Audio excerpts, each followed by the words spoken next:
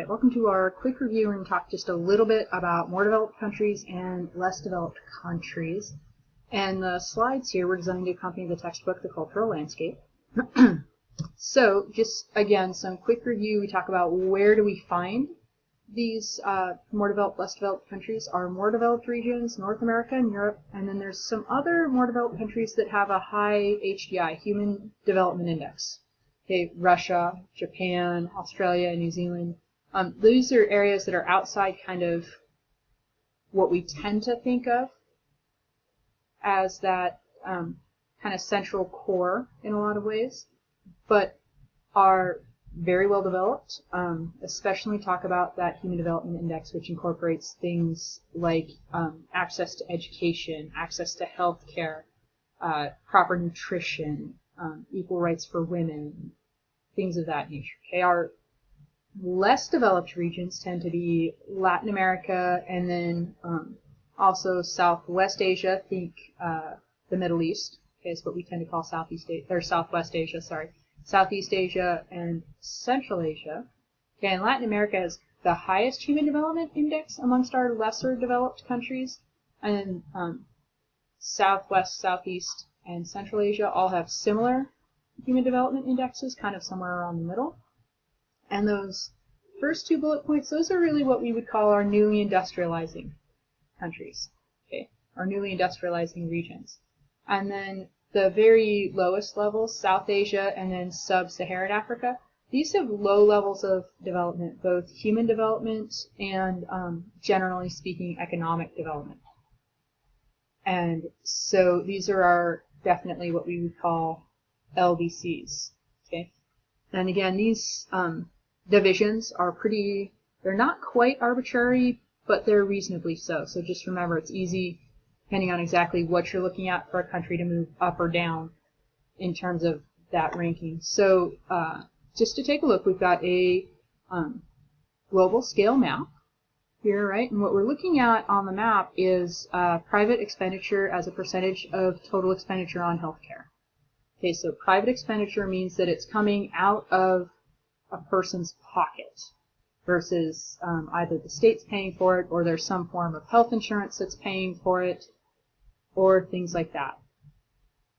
Okay, so we've got a few regions where there's not really much data, right, or there's no data. We can see those there's one small area in northern South America, and I'm drawing a blank on what country that is right now. A couple of areas in Africa where there's no data. But then you've got the areas where it's 60% or higher. 60% or higher, where people are paying as in terms of a percentage of their own health care, right? So in China, in India, Egypt, right, in many of those, not all of them, but several of those sub-Saharan African countries. And then you get that 20 to 39, which is a nice kind of medium level. Right? Oh, the United States is in that 40 to 59 category, by the way, because not all, or even these days, many have health insurance, or as many as could. Right? Obamacare certainly solved some of that dilemma, and this data is about 7 or 8 years old, which means it predates Obamacare. But I would bet if we looked at that, it would today, the same data would probably still be, we'd be probably somewhere in that 30 to 40% range, okay, if not a little bit higher. So the areas, though, where people are not paying for their own health care, where it's heavily subsidized, either the government pays for it through taxes or government just flat out provides it, right? We've got several of the islands, and it looks like Cuba and the Caribbean. We've got, I think that's Venezuela, it might be Argentina in South America, right? We've got the Scandinavian countries, Britain, drawing a blank on some of those little countries in Europe, right? Japan has a government-funded healthcare system, right? So in more developed regions, people tend to spend less of their money on healthcare, either because they're able to access insurance or they're able to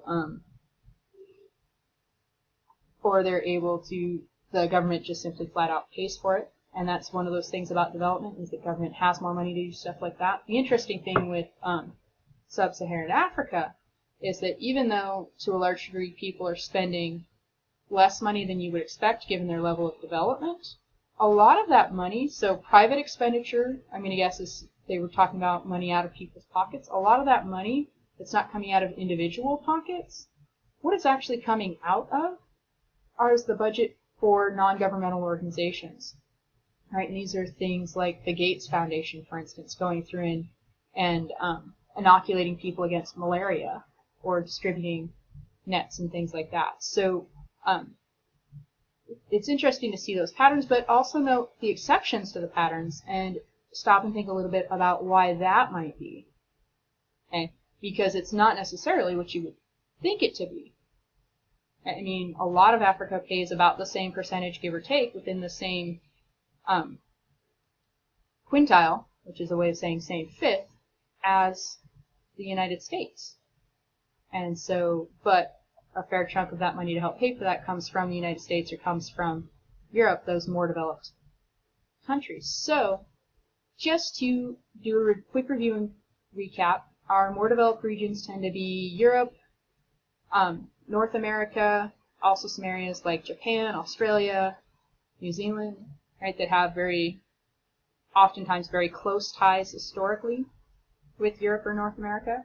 And then our lesser developed countries, right, the higher end of less developed, so semi-periphery, if we were looking at a world systems theory model, would be South America, Latin America, really, so Mexico South.